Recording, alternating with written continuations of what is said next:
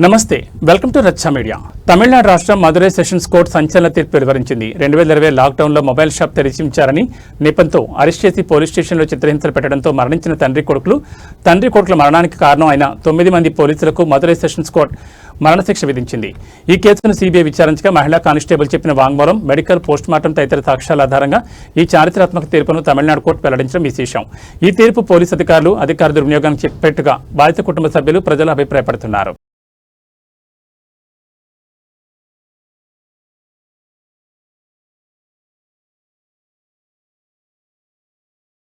దేశంలోనే తొలిసారి హరిద్వార్ గంగా బ్యారేజ్పై సీప్లేన్ పరీక్ష విజయవంతం చేశారు వైమానిక అధికారులు. ఉత్తరాఖండ్లోని హరిద్వార్లో గల గంగా బ్యారేజ్పై de Havilland Canada DH-6 twin otter విమానం సీప్లేన్గా మారి విజయవంతంగా గాల్లోకి ఎగిరింది. సాధారణ విమానానికి ఫ్లోట్లను అమర్చి నీటిపై నుంచి టేకాఫ్, ల్యాండింగ్ చేసేలా దీన్ని రూపొందించారు. ఇలాంటి అరుదైన పరీక్ష దేశంలో ఇదే మొదటిసారని వైమానిక దళాలు వెల్లడించాయి.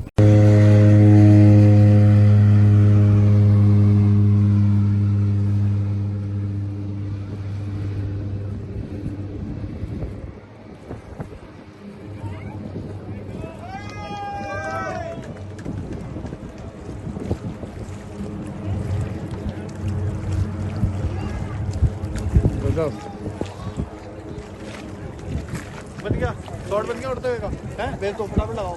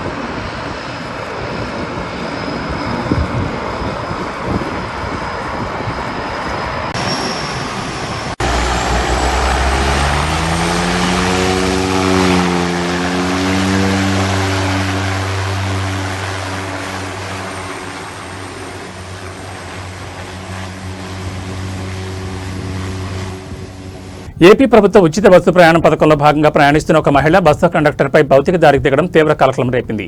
విజయవాడ నుంచి విస్తన్నపేట వెళ్తున్న ఆర్టీసీ బస్సులో ఈ ఘటన చోటు చేసుకుంది. విజయవాడలో బస్సు ఎక్కిన మహిళలు కండక్టర్కు 3 ఆధార్ కార్డులు చూపించి కేవలం 2 టికెట్లు మాత్రమే ఇవ్వాలని కోరారు. దీనిపై కండక్టర్ అభ్యంతరం వ్యక్తం చేయడంతో ఇరువురి మధ్య వాగ్వాదం మొదలైంది. కండక్టర్ తమతో అసభ్యంగా ప్రవర్తించాడని, ఏమీ అంటూ దురుసుగా మాట్లాడుతిట్టాడని మహిళలు ఆరోపిస్తున్నారు. నిబంధనల ప్రకారం టికెట్లు తీసుకోవాలని చెప్పినందుకు తనపై దాడి చేశారని కండక్టర్ పేర్కొంటున్నారు. మాట పెరడంతో సహనం కోల్పోయిన ఒక మహిళ అందరూ చూస్తుండగానే కండక్టర్ చెంపపై బలంగా కొట్టింది. ప్రభుత్వ ఉద్యోగిపై విధి నిర్వహణలో ఉన్నప్పుడు దాడి జరగడంతో బస్సులోని ఇతర ప్రయాణికులు షాకు గురయ్యారు. ఈ ఘటనతో ఆగ్రహించిన కండక్టర్ వెంటనే బస్సును సమీపంలోని పోలీస్ స్టేషన్కు తరలించారు. తనపై భౌతిక దాడికి దిగిన మహిళపై చట్టపరమైన చర్యలు తీసుకోవాలని కోరుతూ ఫిర్యాదు చేశారు. పోలీసులు కేసు నమోదు చేసుకుని దర్యాప్తు చేస్తున్నారు. ఉచిత బస్సు ప్రయాణాల నేపథ్యంలో క్షేత్రస్థాయిలో కండక్టర్లు, మహిళా ప్రయాణికుల మధ్య ఇలాంటి ఘర్షణలు పెరగడంపై ఆర్టీసీ సిబ్బంది ఆందోళన వ్యక్తం చేస్తున్నారు. అన్నారంటే పాప స్కూల్లో ఉంది మా 2 సార్లు అంటే ఏంటి నువ్వు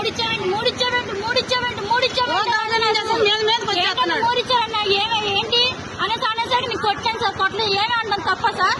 నన్ను ఎందుకన్నా ఏమైనా పెళ్ళా అన్నా నీ మొగుడికి నువ్వు అన్నం పెడుతున్నావో లేదో, నీ మొగుడు నీతో ఎదుగుతున్నాడో లేదో, ఈ మాటలన్నీ ఎందుకు సార్ నా మొగుడు జోలి?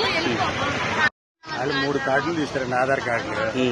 ఎవరైతే ముగ్గురు ఎవరండి, ఇద్దరు అన్న 3 ఎందుకు ఇచ్చామంటే అట్లా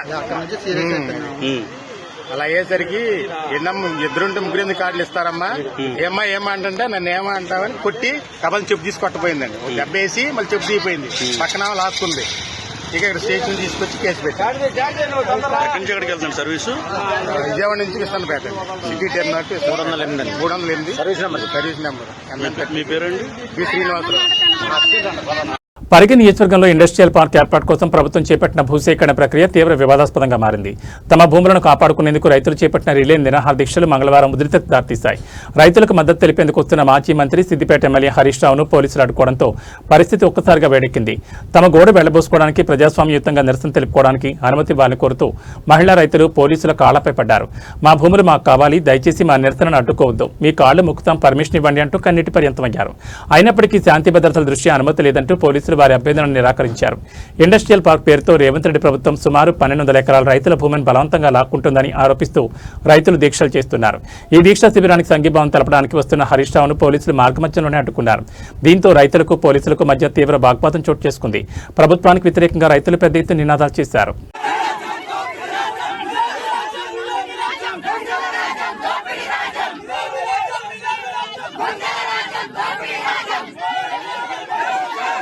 తెనాలిలో యువకులు పోలీసులపై రెచ్చిపోయిన ఘటన వెలుగు చూస్తుంది. మద్యం మత్తులో బోసురేడ్లో యువకులు హల్చల్ చేశారు. బర్త్డే పార్టీ పేరుతో నడి రోడ్డుపై మద్యం తాగుతూ వీరంగం సృష్టించారు. వన్ టౌన్ ఎస్ఐతో గొడవ దిగిన ఈ యువకులు అధికార పార్టీకి చెందిన వారిని స్థానికంగా ప్రచారం జరుగుతోంది.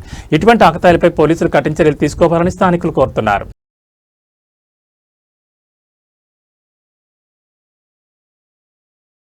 జిల్లా పరిశ్రమల శాఖ ఆధ్వర్యంలో ఎంఎస్ఎంఈపై ప్రైవేట్ ఇండస్ట్రియల్ పార్క్ పాలసీపై పశ్చిమ గోదావరి జిల్లా తాడేపల్లిగూడెం నీట్ కాలేజ్ ప్రాంగణంలో అవగాహన కార్యక్రమం నిర్వహించారు. ఈ కార్యక్రమంలో పారిశ్రామికవేత్తలు, భూస్వాములు, రైతులు, ప్రస్తుత పారిశ్రామికవేత్తలు, ఎంఎస్ఎంఈ రంగంలో ఆసక్తిగా ఉన్న వారితో ముఖాముఖి చర్చలు జరిపారు. ఈ కార్యక్రమంలో జిల్లా కలెక్టర్ చంద్రబాబు నాగరాణి, స్థానిక శాసనసభ్యులు, ప్రభుత్వ విప్ పొలిశెట్టి శ్రీనివాస్, జిల్లా joint collector T Rahul Kumar Reddy పాల్గొన్నారు. ఈ సందర్భంగా ప్రభుత్వం ప్రవేశపెట్టిన MSME private industrial park policy ముఖ్యాంశాలను అధికారులు వివరించారు. ప్రైవేట్ భూముల్లో ఇండస్ట్రియల్ పార్కుల స్థాపనకు ప్రోత్సాహకాలు, మౌలిక సదుపాయాల అభివృద్ధికి ఆర్థిక సహాయం, విద్యుత్, నీరు, రహదారి వంటి సౌకర్యాల కల్పనలో ప్రభుత్వ మద్దతు, చిన్న మరియు సూక్ష్మ పరిశ్రమలకు ప్లాట్ల కేటాయింపు, ఉపాధి అవకాశాల సృష్టి, సబ్సిడీలు, అనుమతుల సులభీకరణ, సింగిల్ విండో క్లియరెన్స్ వంటి అంశాలను వివరించారు. జిల్లా కలెక్టర్ చంద్రబాబు నాగరాణి మాట్లాడుతూ తాడేపల్లిగూడెం ప్రాంతం చాలా సంవత్సరాలుగా వ్యాపార చైతన్యానికి కేంద్రంగా ఉందన్నారు. ఉల్లి, పండ్ల వ్యాపారం వంటి రంగాల్లో ఈ ప్రాంతం రాష్ట్ర వ్యాప్తంగా ప్రముఖ స్థానంలో ఉందని పేర్కొన్నారు. అంతేకాకుండా ఇతర రాష్ట్రాలు మరియు విదేశాల నుంచి కూడా వ్యాపార కార్యకలాపాలు ఇక్కడ జరుగుతున్నాయని వివరించారు. ప్రస్తుతం పరిశ్రమల స్థాపనకు ప్రభుత్వం అధికారులు విస్తృతంగా కృషి చేస్తున్నారని, పెద్ద స్థాయి పెట్టుబడులు రాష్ట్రానికి ఆకర్షించేందుకు చర్యలు కొనసాగుతున్నాయని తెలిపారు. ముఖ్యంగా విశాఖపట్నం ప్రాంతంలో $1 బిలియన్ పెట్టుబడులు రాబోతున్నాయని తెలిపారు. ఈ ప్రాంతానికి ప్రత్యేక గుర్తింపు ఉందన్నారు. పరిశ్రమలు స్థాపించడానికి ముందుగా మార్కెట్ పరిస్థితులు, ఉత్పత్తి నాణ్యత, డిమాండ్పై పూర్తి అవగాహన కలిగి ఉండాలన్నారు. యువతకు అవకాశాలు కల్పించేందుకు స్థానిక ఎమ్మెల్యే కృషి చేస్తున్నారన్నారు. అదేవిధంగా స్థానికంగా క్రీడా మరియు విద్యా వస్తువుల అభివృద్ధి కోసం స్విమ్మింగ్ పూల్, ఇండోర్ స్టేడియం, జిల్లా పరిషత్ హైస్కూల్ అభివృద్ధి వంటి కార్యక్రమాలు ప్రత్యేక శ్రద్ధతో చేపట్టి పూర్తి చేయడం జరిగిందని అభినందించారు. జిల్లాలో భూమి ధరలు అధికంగా ఉండడం పరిశ్రమల స్థాపనకు ఒక సవాలుగా ఉన్నప్పటికీ పరిశ్రమలు పెరిగితే ఈ సమస్యలకు పరిష్కారం లభిస్తుందని అభిప్రాయపడ్డారు. హార్టికల్చర్, ఫ్లవర్ రంగాల్లో కూడా మంచి అవకాశాలున్నాయన్నారు. వ్యాపారవేత్తలు తమ అనుభవాన్ని యువతతో పంచుకోవాలన్నారు.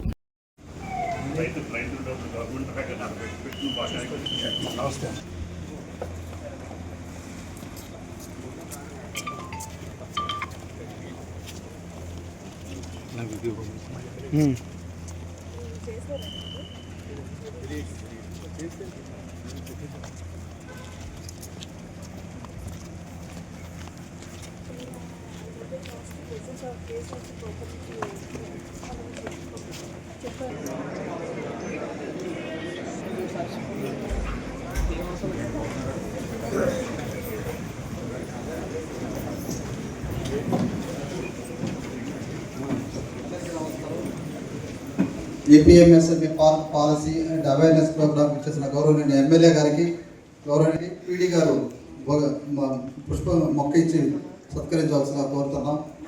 అలాగే కలెక్టర్ గారికి కావ్య పుష్ప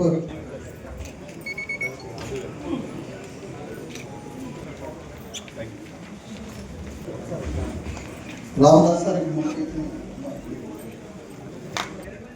డీజెడ్ఎం ఏపీఐసి ఆర్డీఓ గారికి, అరుణ్ ఆర్డీఓ గారికి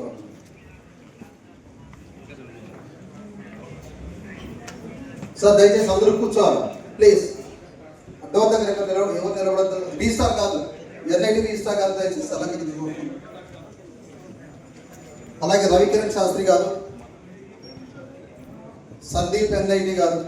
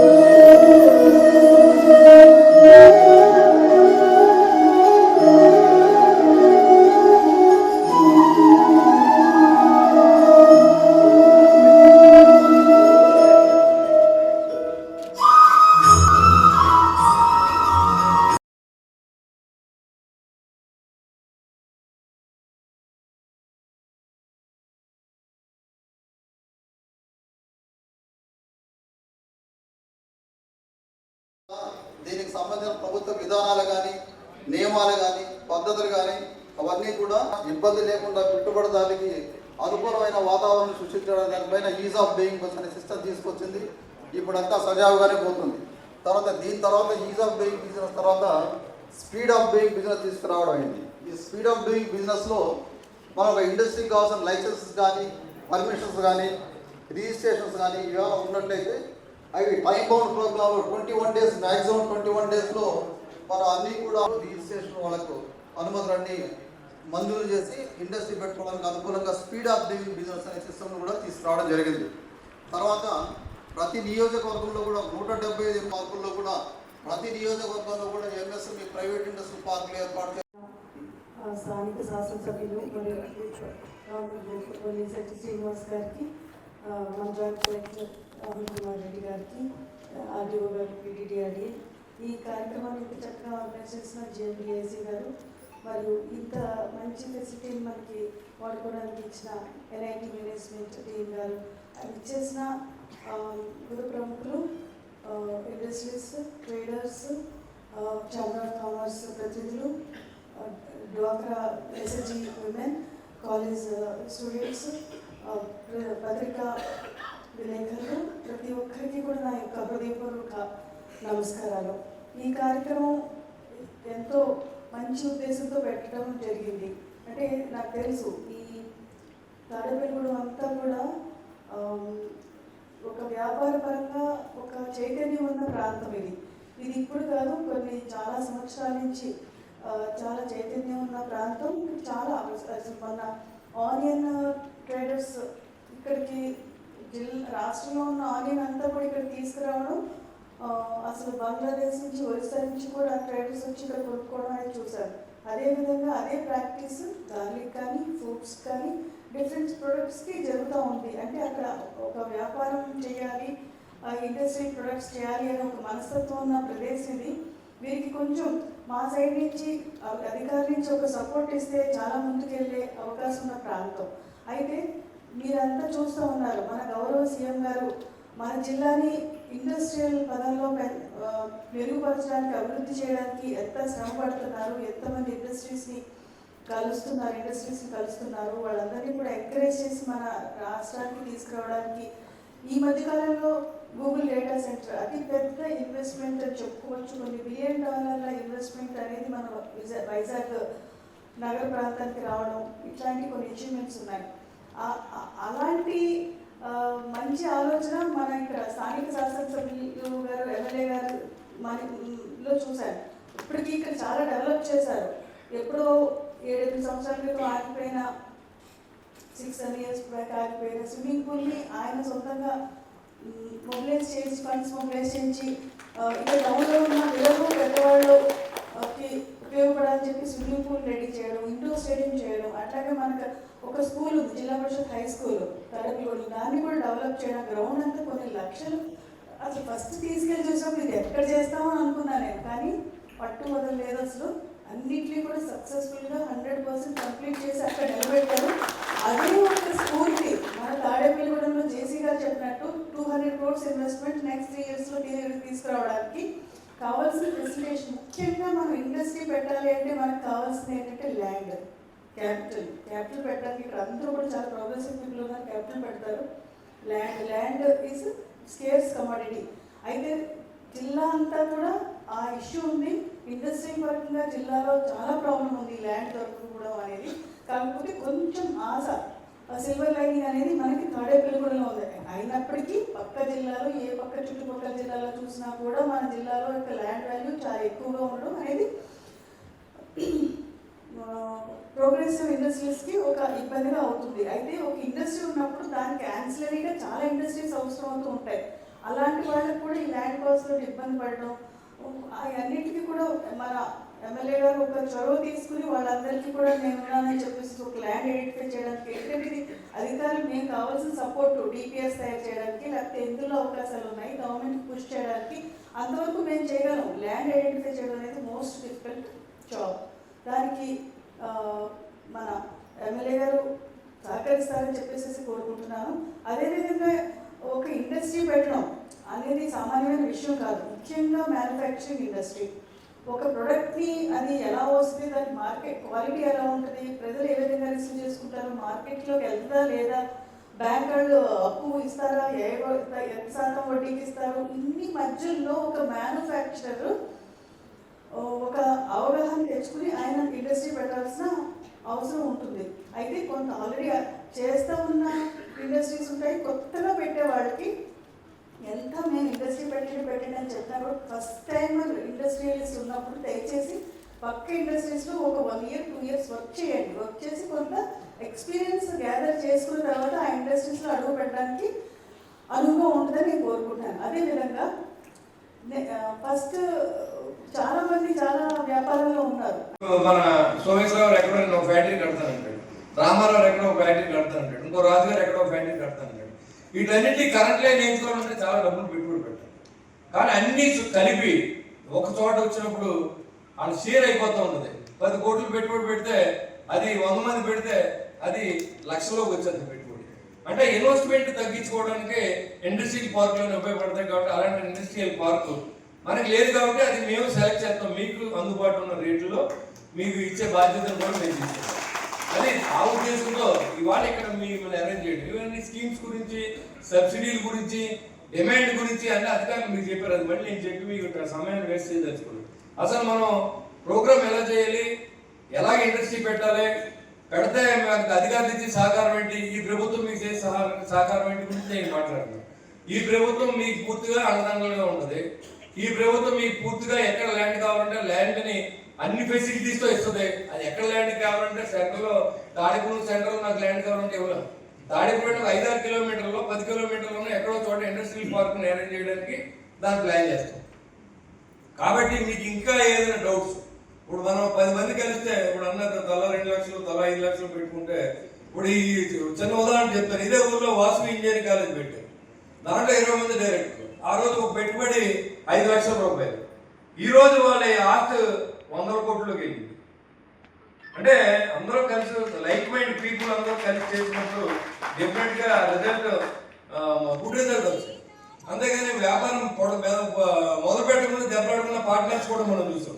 మనం ఎంతసేపు ఇప్పుడు ఎవరైతే సక్సెస్ అయిన గురించి చెప్పుకుంటాం, ఫెయిల్యూర్స్ గురించి కూడా మనం గురించి చెప్పుకోవచ్చు. ఇండస్ట్రీలో చాలా మంది ఇక్కడ కూడా పైపైన స్వామి గారు ఇక్కడ మా చిన్నప్పుడు బిస్కెట్ ఫ్యాక్టరీ పెట్టి స్పాన్సర్ కంపెనీకి ఆయన డైఅప్ అయ్యి బిస్కెట్లు పంపడానికి ఆయన చాలా ఆచిపోగొట్టుకున్నాడు ఆయన. అంటే నేను అనేది ఏంటంటే ఒక వ్యాపారం చేయనప్పుడు మనకున్న నాలెడ్జ్ సరిపోయినప్పుడు వేరే నాలెడ్జ్ పార్ట్నర్గా తీసుకుని దాంట్లో కూడా వ్యాపార అభివృద్ధిలో తోడ్పడే వాళ్ళని లైక్ మైండ్ పీపుల్ కనుక కలిస్తే సక్సెస్ అవుతాం. అంతేగాని అది మానేసి మనం ఏదో మేము అడిగితే రాలేదని మీకు బాధలేదు. మీరు వారానికి 2 days ఇప్పుడు అందరూ ఏమన్నారో తాడేపల్లిలో మన జేసీ గారు చెప్పినా, కలెక్టర్ గారు చెప్పినా, మరి ఇండస్ట్రియల్ జిఎం గారు చెప్పినా ఏమన్నారు, తాడేపల్లిలో చాలా ఆపర్చునిటీస్ ఉన్నాయి. ఎందుకు ఉన్నాయి? ఇక్కడ NH-16 వెళ్తుంది, NH-45 వెళ్తుంది, అదేవిధంగా మెయిన్ ట్రైన్ ఇక్కడి నుంచి వెళ్తుంది, మనకు వాటర్ ఫెసిలిటీ ఉంది, పవర్ ఎంత కావాలంటే అంత దొరుకుతుంది. కాబట్టి ఇది ఫెసిలిటీ. ఇప్పుడు మనం వేరే విలేజ్కి వెళ్ళాలి, ఇక్కడ భీమవరం వెళ్ళాలనుకోండి, భీమవరం సిటీ ఓకే, కానీ భీమవరం మధ్యలో మీరు ఎక్కడ డెవలప్ చేయలేదు. ఎందుకంటే అది డెల్టా ఏరియా కోట్సానికి కోట్లాది రూపాయలు. కాబట్టి ఇవన్నీ కూడా మనం మీ సొంత నాలెడ్జ్తో దీన్ని మనం జత చేసి అసలు పలానా పని చేస్తే మనం బాగుంటుంది. ఇక్కడ పికిల్ ఫ్యాక్టరీ పెడదాం, లేకపోతే ఇంకోటి ఏదో పెడదాం, ఎక్స్పోర్ట్ ఏది డిమాండ్ ఉంది తెలియకపోతే వాళ్ళని అడుగుదాం. ఇప్పుడు గవర్నమెంట్ నుంచి మనకు ఏదైతే ఇప్పుడు ఇథనాల్ ఉందండి, గవర్నమెంట్ కొనాలి, 20% మిక్స్ చేయాలి, ఇథనాల్ ఫ్యాక్టరీ పెట్టండి. అది మన వాళ్ళ దగ్గర తెలుసుకోవాలి దానికి ఎంత పెట్టుబడి అవుతుంది. లేకపోతే ఇక్కడ ఫుడ్ ఫ్యాట్స్ అనే ఇండస్ట్రీస్ ఉంది, వాళ్ళు ఏం చేశారు, వాళ్ళ సంబంధం లేదు. యాక్చువల్గా పామ్ ఆయిల్ని వాళ్ళు ఇక్కడ బై ప్రోడక్ట్ చేసి చాలా ఆయిల్స్ చేసి అమ్ముతారు. మంచి ఇండస్ట్రీ. మనకి ఒక 1000 మంది పైన వర్కర్స్ కూడా బతుకుతున్నారు. ఆ 1000 కుటుంబాలు బతుకుతున్నారు దాని మీద. అదేవిధంగా వాళ్ళు 2 ఫ్యాక్టరీలు అప్లైన్లో కట్టి పామ్ ఆయిల్ రిఫైనరీ యూనిట్ పెట్టి చాలా మంది రైతుల దగ్గర ఆలా పామ్ ఆయిల్ కొని దాని నుంచి పామ్ ఆయిల్ తీసి దాన్ని ఎక్స్పోర్ట్ చేస్తాం. అంటే మనం ఏం చేయగలం అనేది మీకు ఐడియా ఉండాలి. ముందు వ్యాపారం చేయాలంటే మనకు ఐడియా లేకుండా ఇంటికాడ బయలుదేరినప్పుడు నేను ఇంటికి వెళ్దామా లేకపోతే వెంకటరామ కూడా వెళ్దామనే ఆలోచన మనకు లేకుండా ఇంట్లో కాలేజీ బయలుదేరితే ఎక్కడికి వెళ్తామో తెలియకపోతే ఆ రిజల్ట్ కూడా వ్యాపారానికి ఎండ చూసుకోకుండా వెళ్తే మనకు కూడా అదే రిజల్ట్ వస్తుందని కూడా మీకు తెలియజేస్తాం. చాలా మంది నాకు తెలిసిన పెద్దలు చాలా మంది ఇండస్ట్రీస్ పెట్టారు ఈ ఊళ్ళో, పెట్టినా ఆ రోజు సక్సెస్ అవ్వలేదు. కానీ ఈ రోజు భయపడుతున్నారు అందుకుని. ఇప్పుడు ఎవరైనా సక్సెస్ అయిన యూనిట్లోకి వెళ్తారు కానీ సక్సెస్ అవుతుందో లేదో ప్రయోగం చేయాలని ఎవరు అనుకోరు. అది నోట్ చేసుకోవాల్సిన పాయింట్. ఎందుకంటే అది ట్రైల్ అయితే కుటుంబమే నాశనం అయిపోతుంది. ఎందుకంటే ఇందుకు పని చేయకుండా డబ్బులన్నీ పోగొట్టుకుని ఏం చేయాలి అర్థం. కానీ ఇవాళ ఏదైతే ఇండస్ట్రియల్ మేనేజర్ గారు సలహా తీసుకుని, అలాగే మార్కెటింగ్ కూడా సలహా తీసుకుని, ఇంకా ఏదైనా గవర్నమెంట్ బైబ్యాక్ కొని ప్రోడక్ట్ ఉంటే దానికి వెళ్తే మనం డెఫినెట్గా సక్సెస్ అక్కడ కూడా పంపించవచ్చు. పోతే ఇక్కడ కొన్ని ప్రాబ్లమ్స్ కూడా ఉన్నాయి. ఇది కేరళ చూస్తే ఇండస్ట్రియల్ కరెంట్ రూపాయి పావడానికి ఇస్తున్నారు, అక్కడ సక్సెస్ అయింది. పొల్యూషన్ కంట్రోల్ కూడా అక్కడ ఇన్ని ఇబ్బందులు లేవు. హాఫ్ ఏకర్లో కూడా అక్కడ మనం ప్రాన్ ఇండస్ట్రీ పెట్టుకోవచ్చు, ఒక ఇంట్లో కూడా పెట్టేస్తారు అక్కడ. కానీ ఆంధ్రప్రదేశ్ వచ్చేటప్పుడు వెరీ ఎక్స్పెన్సివ్ కరెంట్, అంటే 10 రూపాయలు అవుతుంది మనకి. ఎక్కడ ప్రొడక్ట్ చేస్తే మనకి కేజీకి 10 రూపాయలు అవుతుంది, అక్కడ చేస్తే ఇక్కడ చేస్తే 30 రూపాయలు అవుతుంది. అంటే ఆ వ్యత్యాసాన్ని కూడా తగ్గించేందుకు గవర్నమెంట్కి మనం కూడా పంపిస్తాం, రైతుకి ఇస్తున్నాం, అదేవిధంగా ప్రాణ కల్చర్కి ఇస్తున్నాం. దాంతో పాటుగా ఇండస్ట్రీలు కూడా మనం అభివృద్ధి చేసినప్పుడు ఎంప్లాయ్మెంట్ పెంచుతాం. మన మెయిన్ ఆలోచన ఎంప్లాయ్మెంట్ పెంచుతాం. ఎంప్లాయ్మెంట్ పెంచడానికి కొన్ని ఇండస్ట్రీస్కి మనం ఖచ్చితంగా కొన్ని చేసి తీరాలి. అంటే అన్ని లాభాలు వచ్చే వ్యాపారాలు ఉంటే గవర్నమెంట్ వ్యాపారం చేయడానికి లేదు. ప్రజలకు కావాల్సిన సదుపాయాలు ఇవ్వడం కానీ ప్రజలకి సుఖంగా ఎలా బతకడానికి కావాల్సిన కూడా క్రియేట్ చేయాల్సిన అవసరం ఉంది. ఉద్యోగాలు కావాలన్నప్పుడు కొన్ని వదులుకోవాలి. ఆ ఉద్యోగం ద్వారా మళ్ళీ సంపాదించే కుటుంబాన్ని పోషించాడు. లేకపోతే ఏమవుతుంది? ఇప్పుడు ఎన్ని ఉద్యోగాలు మనం ఇష్టం ఇచ్చిన ఉద్యోగాలు సాఫ్ట్వేర్ అంటున్నారు, ఇవాళ 30,000 మంది తీశారు. Depend upon Trump. ఇవాళ బీపీ మీద ఆధారపడి మన పిల్లల భవిష్యత్తు ఉంది. కాబట్టి ఆ బీపీలు మనకు అనవసరం. మనమే ఎంటర్ప్రైనర్గా తయారైనప్పుడు మనమే నలుగురికి ఒక్కొక్క కంపెనీ ఉద్యోగం ఇచ్చినప్పుడు మనమే మందికి అవకాశం ఉంటుంది. కాబట్టి మీలో ఎవరైనా ఇంట్రెస్ట్ ఉన్నవాళ్ళు, రియల్గా ఇంట్రెస్ట్ ఉన్నవాళ్ళు మీరు అప్లికేషన్స్ ఇవ్వండి. మీకు 500 గజాలు కావాలా, 1000 గజాలు కావాలనేది ఆ ప్లేస్ మీకు దగ్గరలో ఉండే ప్లేస్ నేను చూసి ముందు 10 ఎకరాలు 15 ఎకరాలు కొని దానికి పెట్టుబడి పెట్టి ఉన్న వాళ్ళందరినీ రైతులు గౌరవించి మీకు అరేంజ్ చేసి బాధ్యత కూడా నేను తీసుకుంటానని తెలియజేస్తాను. అంతేగాని మీరు ఏదో ట్రైల్ వేయకండి మా మీద దయచేసి. ఎందుకంటే మళ్ళీ ఆతో కూడా ఇబ్బంది పడతాం. మీరు నిజంగా రియల్గా వ్యాపారం చేసే వాళ్ళు ఎవరైనా ఉంటే మీ అప్లికేషన్స్ ఇండస్ట్రియల్ మేనేజర్ గారికి ఉండి అవి ఫార్వర్డ్ చేయమని. 10 ఎకరాలు కావాలో 15 ఎకరాలు కావాలో మీకు కోట్ల రూపాయల్లో కాకుండా లక్షల రూపాయల్లో తీసుకొచ్చి దాన్ని ఇప్పించి బాధ్యత నేను తీసుకుంటానని చెప్పి కూడా మీకు తెలియజేసుకుంటూ, మరి ఈ రోజు మీరందరూ పార్టిసిపేట్ చేశారు. చాలా మంది ఇండస్ట్రియలిస్టులు ఉన్నారు, చాలా మంది రాజకీయ నాయకులు ఉన్నారు, వ్యాపారవేత్తలు ఉన్నారు, ఛాంబర్ ఆఫ్ కామర్స్ వారు ఉన్నారు, అధికారులు ఉన్నారు. అలాగే కొత్తగా మనం ఏం చేయగలమనే ఇన్నోవేషన్ ఎవరైనా ఉన్నవాళ్ళు ఉంటే, డబ్బు లేదు మన దగ్గర అనేది ఉంటే కూడా మీతో కలిసి మాట్లాడడానికి నేను సిద్ధంగా ఉన్నాను. అలాగే ఇండస్ట్రియల్ మేనేజర్ గారిని కూడా రప్పించి మీతో కలిసి వాళ్ళు కూడా భోజనం పెట్టి మీతో కూర్చోబెట్టి వాళ్ళ దగ్గర నుంచి మీ హెల్ప్ కావాలో చేయించడానికి నేను సిద్ధంగా ఉన్నాను. కాబట్టి తాడేపూడిలోనే కావాల్సింది ఎంప్లాయ్మెంట్ కావాలి. చాలా మంది దీంట్లో ఉన్న వాళ్ళు పిల్లలంతా పూణేలోనో లేకపోతే బెంగళూరులోనో ఎక్కడో వాళ్ళు చూడాలంటేనే మనకు కష్టంగా ఉంది. వాళ్ళ పిల్లలను వదిలేసి చూడలేము. కానీ మన ఊర్లో పిల్లలు మన దగ్గర చేసుకోవడానికి, వ్యాపారం చేసుకోవడానికో ఉద్యోగం చేసుకోవడానికో మన ఆపర్చునిటీస్ని వాడుకుంటాకే ఇది మంచి ఆపర్చునిటీ. చంద్రబాబు నాయుడు గారు ఇది అందరికీ తెలియజేసే విధంగా ఏర్పాటు చేశారు. ఎంత కష్టమైన వాళ్ళ కలెక్టర్ గారు కానీ, జేసీ గారు కానీ, ఇండస్ట్రియల్ కానీ ఆ డిపార్ట్మెంట్స్ దీంట్లో ఇన్వాల్వ్ అయ్యి ఉన్నాయి. మీరు తప్పకుండా ఈ అవకాశాన్ని సద్వినియోగం చేసుకోండి. మీకు ఏం కావాల్సిన మీకు ఒక పైసా కూడా ఖర్చు అవ్వకుండా అన్ని పర్మిషన్లు ఇప్పించి బాధ్యత కానీ, అదేవిధంగా మీకు కావాల్సిన ల్యాండ్ కూడా ఏర్పాటు చేస్తాం. కానీ నాకు ఎస్టిమేషన్ కావాలి, మాకు ఇంత ల్యాండ్ కావాలి, 10 ఎకరాలు కావాలి, 20 ఎకరాలు కావాలి చెప్పండి. దాన్ని రీజనబుల్ ప్రైస్ కొనిపించి మీకు ఇచ్చే బాధ్యత మేము తీసుకుంటామని కూడా తెలియజేసుకుంటూ, గవర్నమెంట్ కలెక్టర్ గారు మనకు పూర్తిగా ఎంకరేజ్ చేస్తారు. ఏదైనా ఉంటే మంచి అధికారులు ఉన్నారు మనకి. ఇవాళ నన్ను ముందు వచ్చి నడిపించడానికి కారణం కూడా అధికారులే. నేను చేస్తే అవదు, అధికారులు అందరూ కూడా కష్టపడి పనిచేస్తూ ఉన్నారు. అదేవిధంగా ఇవాళ కలెక్టర్ గారు ఎంతో శ్రమ తీసుకుని ఇక్కడికి వచ్చి, జేసీ గారు అందరూ కూడా, మా రామరాజు గారు అందరూ, ఇండస్ట్రియలిస్టులు గారు అందరూ వచ్చారు, మా తాతాజీ గారు వీళ్ళందరూ. ఇక్కడ మెయిన్ ఏంటంటే ట్రాన్స్పోర్ట్ బిజినెస్ ఉంటుంది. అది తప్ప ఇంకెవరికి ఏం తెలియదు. ఆ ట్రాన్స్పోర్ట్ కూడా పోయింది మొత్తం. ఆ లారీలు కూడా తెప్పిపోయిన పరిస్థితి. ఒక 300 ట్రైన్స్ తాడేపల్లి పట్టణానికి పెట్టలేదు పరిస్థితి. ఒక 200 ట్రైన్స్ రైస్ వెళ్తుంది. అంటే అంత పెద్ద పశ్చిమ గోదావరి జిల్లా తాడేపల్లిగూడెంలో నియోజకవర్గ కోఆర్డినేటర్ వడ్డీ రఘురామనాయుడు కాఫీ విత్ క్యాడర్ కార్యక్రమం నిర్వహించారు. ఇందులో భాగంగా పట్టణంలోని 1వ వార్డు 5వ వార్డులలో వార్డు ఇన్ఛార్జీలు కొర్రపాటి వెంకటేశ్వరరావు, కాకర్ల శ్రీనివాసుల నివాసాల వద్ద ఆయా వార్డులకు చెందిన వైఎస్ఆర్సీపీ కార్యకర్తలతో కాఫీ తాగుతూ సమావేశమయ్యారు. క్షేత్రస్థాయిలో నెలకొన్న పరిస్థితుల గురించి పార్టీ కేడర్తో చర్చించారు. తీసుకోవాల్సిన కార్యాచరణ తదితర అంశాలపై మాట్లాడారు. ఈ సందర్భంగా వడ్డీ రఘురాం మాట్లాడుతూ కూటమి ప్రభుత్వ పాలనలో ప్రజలు విసుగు చెందారని అన్నారు. ఇచ్చిన హామీలు అన్ని తొంగలు తొక్కి కాలయాపన చేస్తున్నారని, గత మన జగన్మోహన్ రెడ్డి ప్రభుత్వ పనితీరు ప్రస్తుత పనితీరు మధ్య వ్యత్యాసం పూర్తిగా ప్రజలకు అర్థమైందన్నారు. మోసపూరిత హామీలు నమ్మి ప్రజలు మోసపోయారని, అందుకు ఇప్పుడు బాధపడుతున్నారని అన్నారు. ఎప్పుడు ఎన్నికలు వచ్చినా మళ్లీ జగన్మోహన్ రెడ్డి ప్రభుత్వానికి పట్టం కడతారని, వైసీపీ ప్రభుత్వంతోనే రాష్ట్రం ప్రజలు సుభిక్షంగా ఉంటాయన్నారు.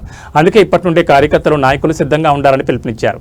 వారికి ఎటువంటి అవసరం వచ్చినా తాను అందుబాటులో ఉంటానని హామీ ఇచ్చారు. ఈ కార్యక్రమంలో వైసీపీ నాయకులు మానకొండ శ్రీను, ఎల్లా దిలీప్, గొల్ల మణిరాజ్, బొగడపాటి సతీష్, దుర్గాప్రసాద్, సతీష్, శ్రీను, శ్రీనివాస్ తదితరులు పాల్గొన్నారు.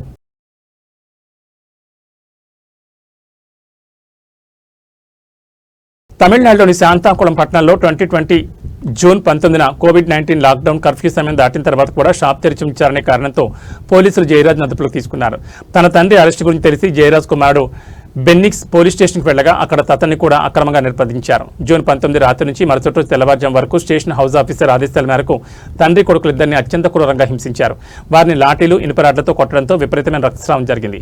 సాక్ష్యాలను దాచడం కోసం పోలీస్ స్టేషన్ల ఫ్లోర్లపై పడిన రక్త మరకలను బాధితుల పట్టలతో వారితోనే బలవంతంగా తొడిపించినట్లు దర్యాప్తులో వెల్లడైంది. కస్టోడియల్ డెత్ కేసులో సాధారణంగా జరిగే పరిణామాల మాదిరిగానే ఇక్కడ కూడా శాంతాకుళం ప్రభుత్వాసుపత్రికి చెందిన డాక్టర్ వినీల బాధితుల శరీరాలపై ఉన్న గాయాలను రికార్డ్ చేయలేదు. రిమాండ్కు వారు ఫిట్గా ఉన్నారని క్లియరెన్స్ ఇచ్చారు. జూన్ 20న వారికి కోర్టు రిమాండ్ విధించింది. తండ్రి కొడుకులిద్దరిని కోవిల్పట్టి సబ్ జైలుకు తరలించారు. అక్కడ జూన్ 22న తండ్రి కొడుకులిద్దరూ శ్వాస తీసుకోవడంలో ఇబ్బందిగా ఉందని ఫిర్యాదు చేశారు. వారిని ఆసుపత్రికి తరలించగా అదే రోజు రాత్రి బెన్నిక్స్ తుదిశ్వాస విడిచారు. ఆ తర్వాత జూన్ 23వ తేదీ తెల్లవారుజామున అతని తండ్రి జయరాజ్ మరణించారు. ఈ సంఘటన జరిగిన వెంటనే జూన్ 24న మద్రాస్ హైకోర్టు మదురై బెంచ్ ఈ కేసును సుమోటోగా స్వీకరించింది. ప్రస్తుతం రిటైర్ అయిన justice PN Prakash, justice B Pugalendhi ఈ విషయంపై సిబిసిఐడి దర్యాప్తుకు ఆదేశించారు. ఈ కేసును విచారిస్తున్న జ్యుడిషియల్ మెజిస్ట్రేట్కు పోలీసు రక్షణ కల్పించారు. సాక్ష్యాలను భద్రపరచడం కోసం చరిత్రలో మొదటిసారిగా పోలీస్ స్టేషన్ లాక్ చేయాలని ఆదేశించారు. జూలై 7న రాష్ట్ర ప్రభుత్వం ఈ దర్యాప్తును సిబిఐకి బదిలీ చేసింది. సిబిఐ సెప్టెంబర్ 2021లో 2000 పేజీలకు పైగా ఉన్న ఛార్జ్షీట్ను దాఖలు చేసింది. ఇందులో ఇన్స్పెక్టర్, 2 సబ్ ఇన్స్పెక్టర్లు, 2 హెడ్ కానిస్టేబుళ్లు, 4 పోలీస్ కానిస్టేబుళ్లు విచారణ సమయంలో కోవిడ్-19తో మరణించిన స్పెషల్ సబ్ ఇన్స్పెక్టర్ పాల్ దొరైతో సహా 10 మంది పోలీసులను నిందితులుగా పేర్కొంది. 2022 ఆగస్టులో అదనపు ఛార్జ్షీట్ దాఖలు చేసింది. సిబిఐ మొత్తం 105 మంది సాక్షులను విచారించి 116 పత్రాలు సమర్పించింది. అప్పటి నుండి ఈ కేసు ట్రయల్ కోర్టులో వరుస విచారణలు, క్రాస్ ఎగ్జామినేషన్లకు గురైంది. ప్రధాన నిందితుడు శ్రీధర్ అప్రూవర్గా మారడానికి దాఖలు చేసిన పిటిషన్తో సహా నిందితులు దాఖలు చేసిన పలు బెయిల్ పిటిషన్లను trial court, Madras high court, supreme court కూడా కొట్టివేశాయి. ఈ కేసులో న్యాయం గెలవడం వెనుక చాలా మంది సాక్షులు ఉన్నప్పటికీ ప్రధాన సాక్షి మహిళా కానిస్టేబుల్ రేవతి కృషి మరవలేం. సొంత డిపార్ట్మెంట్ నుంచే బెదిరింపులు ఉన్నప్పటికీ బెదరకుండా సాక్ష్యం చెప్పారు. సిబిఐ విచారణలో ప్రతి విషయాన్ని క్షుణ్ణంగా వివరించారు. ఆఖరికి లాకప్లో రక్తపు మరకలను తుడిచేసిన మూలాల్లో అంటుకుని ఉన్న చిన్న చిన్న మరకలను సిబిఐ అధికారులకు ఆమె చూపించారట. మొత్తానికి ఒక పోలీస్ చెప్పిన సాక్ష్యంతోనే 9 మంది పోలీసులకు మరణశిక్ష పడింది.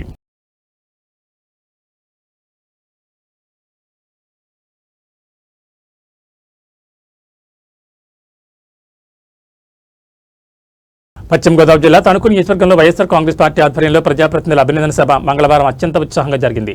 గత ప్రభుత్వ కాలంలో పంచాయతీ సర్పంచులుగా సేవలందించి ఈ నెల 2వ తేదీతో పదవీ కాలం ముగిసిన ప్రజాప్రతినిధులను గౌరవిస్తూ తణుకు వైఎస్ఆర్సీపీ కార్యాలయంలో ఈ వేడుకను ఏర్పాటు చేశారు. తణుకు నియోజకవర్గ ఇన్ఛార్జ్ కారుమూరు నాగేశ్వరరావు, పరిశీలకులు కొట్టు వెంకట్ ఆధ్వర్యంలో జరిగిన ఈ కార్యక్రమంలో మాజీ సర్పంచులను ఘనంగా సన్మానించారు. గత 5 ఏళ్ల కాలంలో గ్రామాల అభివృద్ధికి, ప్రభుత్వ సంక్షేమ పథకాలను ప్రజల్లోకి తీసుకెళ్లడానికి సర్పంచులు చేసిన కృషిని నాయకులు కొనియాడారు. ఈ కార్యక్రమానికి పార్టీ ముఖ్య నేతలు హాజరై శ్రేణుల్లో ఉత్సాహం నింపారు. ఈ అభినందన సభకు తణుకు నియోజకవర్గంలోని మాజీ సర్పంచులు పెద్ద సంఖ్యలో తరలివచ్చారు. వారితో పాటు తాడేపల్లిగూడెం మరియు తణుకు నియోజకవర్గాలకు చెందిన వైఎస్ఆర్సీపీ నాయకులు, కార్యకర్తలు పాల్గొని కార్యక్రమాన్ని విజయవంతం చేశారు. పదవీ కాలం ముగిసినా ప్రజలతో మమేకమై పార్టీ బలోపేతానికి కృషి చేయాలని ఈ సందర్భంగా నేతలు పిలుపునిచ్చారు.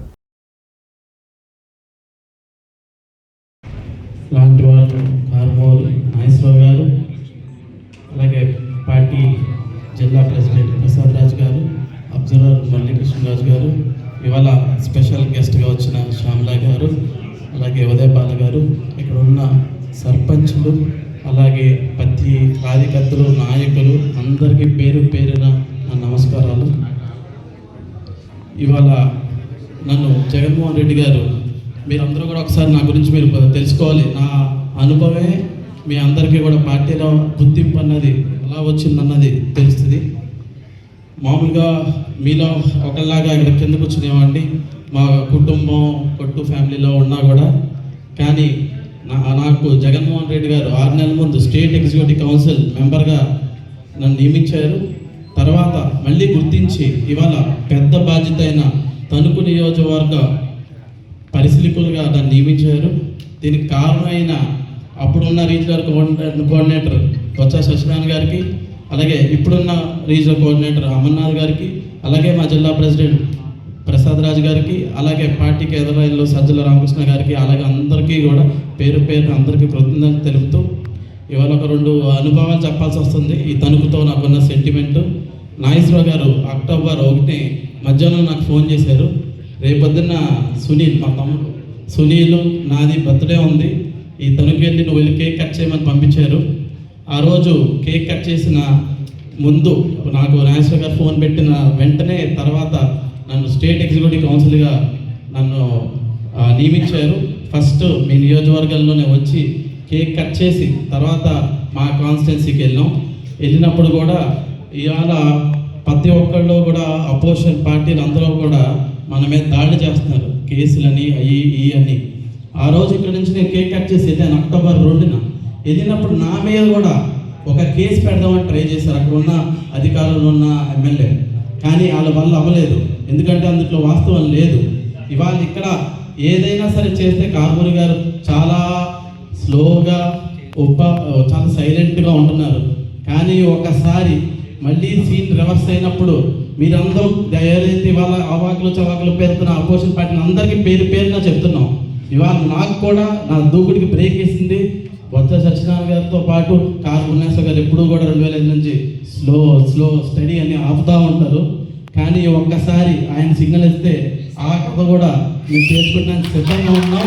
అలాగే తణుకు నియోజకవర్గంలో ఏ కార్యకర్తకైనా ఏ నాయకుడికైనా ఏం కావాలన్నా సరే ముందుండి పెద్దలున్న ఏ సమస్యను పరిశీలించి 2029లో కారుమూరి గారిని ఎమ్మెల్యే చేసుకుని మనం మంత్రిని చేసుకుని జగన్మోహన్ రెడ్డి గారిని ముఖ్యమంత్రి చేసుకోవాలి.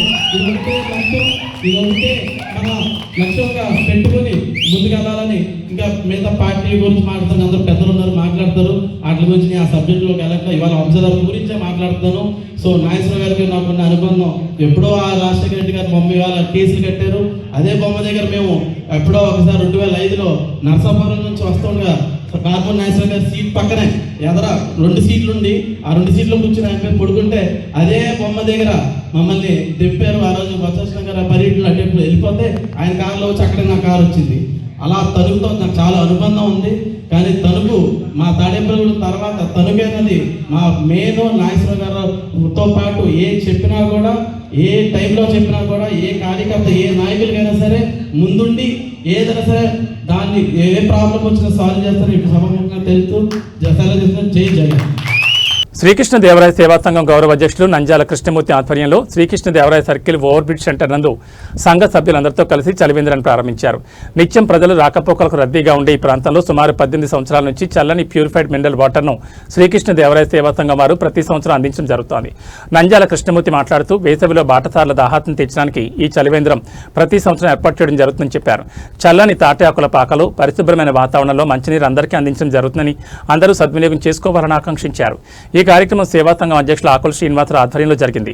భారతీయ జనతా పార్టీ నాయకులు నరిసి సోమేశ్వరరావు, గార్లపాటి వీరకుమార్, గంధం రాజశేఖర్, రాకుర్తి సత్యనారాయణ, పాలూరి విశ్వేశ్వరరావు, బీడీవీ సత్యనారాయణ, బాకా వెంకటేశ్వరరావు, ఆకర నరసింహమూర్తి, జంగార్ రామరాయ్, మేడ్సిట్ శ్రీనివాస్, ఆచంట వెంకట్ కోటేష్, నిమ్మల వినాయకరావు, పాయల రాజశేఖర్, ఆదూరి కాళీకృష్ణ, పెల్లా నరసింహారావు, సిరంగుల నరసింహమూర్తి, పప్పుపుల కుమారస్వామి, మండ శ్రీనివాస్, బేతు కళ్యాణ్ కుమార్, రాట్నాల సత్యనారాయణ, ఆవుల శ్రీనివాస్, పెద్దిరెడ్డి అంజిబాబు తదితరులు పాల్గొన్నారు.